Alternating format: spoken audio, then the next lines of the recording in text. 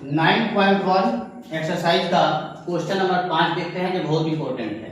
देखिए क्वेश्चन क्या कह रहा है कि भूमि से 60 मीटर की ऊंचाई पर एक पतंग उड़ रहा है। भूमि से, ये हमारा मान लीजिए क्या है, भूमि है, पृथ्वी है।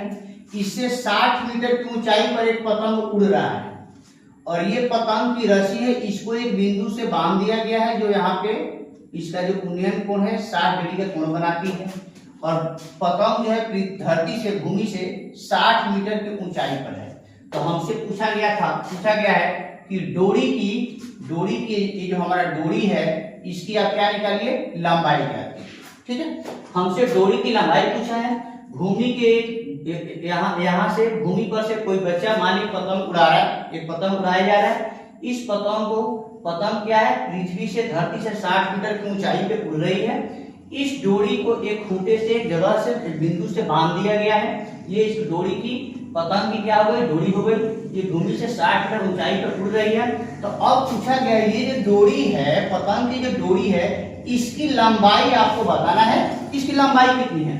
तो अब देखिए बच्चे ध्यान से, ये हमारा क्या है, अगर ये थीटा है, इसके सामने क्या हो गया, लंब है, ये क्या है, कोण है। तो आपको ये सोचना पड़ेगा कि ये लंब और कर्ण का रिलेशन किसमें है। तो लंब और कर्ण का रिलेशन साइन में होता है। ठीक है, तो हम लिख सकते हैं साइन थीटा कितना डिग्री है, 60 डिग्री। साइन 60 जो लंब बटा कर्ण, तो लंब कितना है बाबू, लंब मान लीजिए नाम रख देते हैं ए बी सी। तो लंब क्या हो गया, ए बी, और कर्ण क्या हो गया, ए सी। तो साइन 60 का मान कितना होता है, तो √3/2। चलिए ए बी का मान कितना है, 60, और ये ए सी कितना है, नहीं पता है। चलिए और देखिए क्रॉस मल्टीप्लिकेशन होगा, इसका गुना इससे होगा, तो √3 में ए सी से गुना करेंगे और 60 में 2 से गुना करेंगे। ध्यान समझिएगा बाबू, तो √3 बराबर 3 गुना ए सी इक्वल टू, इस 60 को हम चाहे तो 20 गुना 3 लिख सकते हैं। इस 60 को 20 और 3 में हम क्या दिए, तोड़ लीजिए। यहां से समझिएगा। अब एक कंसेप्ट समझिएगा बाबू, ध्यान से एक कंसेप्ट में समझ लीजिएगा कि 3 को √3 गुना √3 हम लिख सकते हैं कि नहीं लिख सकते हैं, बिल्कुल लिख सकते हैं। आइए समझिए कैसे। इसको अगर हम मल्टीप्लाई करें तो कितना होगा, 9, और 9 का वर्गमूल कितना होता है, 3। यानी 3 को हम √3 गुना √3 क्या कर सकते हैं, लिख सकते हैं, कोई दिक्कत नहीं है। तो AC बराबर क्या हो जाएगा, 20, इस 3 को √3 गुना 2, और बटा क्या हो जाएगा, ये गुना में है तो भाग में, तो √3 से √3 कट गया। ठीक है, समझिएगा ध्यान से, समझ गया। अब AC बराबर क्या होगा, AC बराबर 20 और 2 में गुना करना है, 20 गुना 40, और यहाँ का बचा √3, यानी ये AC की जो लंबाई आई वो 40√3 मीटर आई। लेकिन बाबू यहाँ आपको एग्जाम में आपको यहाँ पे AC निकाल के नहीं छोड़ना है।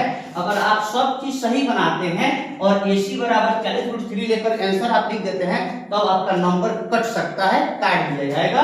इस तरह ध्यान समझिए, आपको AC नहीं पूछा है, आपसे क्वेश्चन में पूछा है डोरी की लंबाई ज्ञात कीजिए। तो आपको यहाँ लिखना पड़ेगा कि डोरी की लंबाई बराबर 40√3 मीटर आंसर। ये आप लिखिएगा तो आपका पूरा परफेक्ट क्वेश्चन हुआ, परफेक्ट आपको नंबर दिया जाएगा और एग्जामिनर परफेक्ट नंबर देंगे। इसी लिखकर छोड़ दीजिएगा तो नंबर नहीं होगा। देखिए ध्यान से, सबसे पहले बात है, अगर आपको एग्जाम में टॉप करना है, अच्छा नंबर उठाना है, तो आपको टॉपर की तरह सोचना भी पड़ेगा, टॉपर की तरह काम भी करना पड़ेगा। क्वेश्चन में आधा अधूरा बना के छोड़ दीजिएगा तो आपको नंबर नहीं दिया जाएगा। इसलिए आप क्वेश्चन में प्रॉपर देखिए क्या पूछा है, उस चीज को लास्ट में आप लिखिए, तभी आपका ये क्वेश्चन सही हुआ। इसलिए सही बच्चे ध्यान से देख लीजिए। इस हिसाब से ये क्वेश्चन बहुत इंपॉर्टेंट है। इस टाइप का क्वेश्चन आपको हाइट एंड डिस्टेंस का एक क्वेश्चन आपसे पूछा जाता है एग्जाम में, इस ध्यान से देखिए।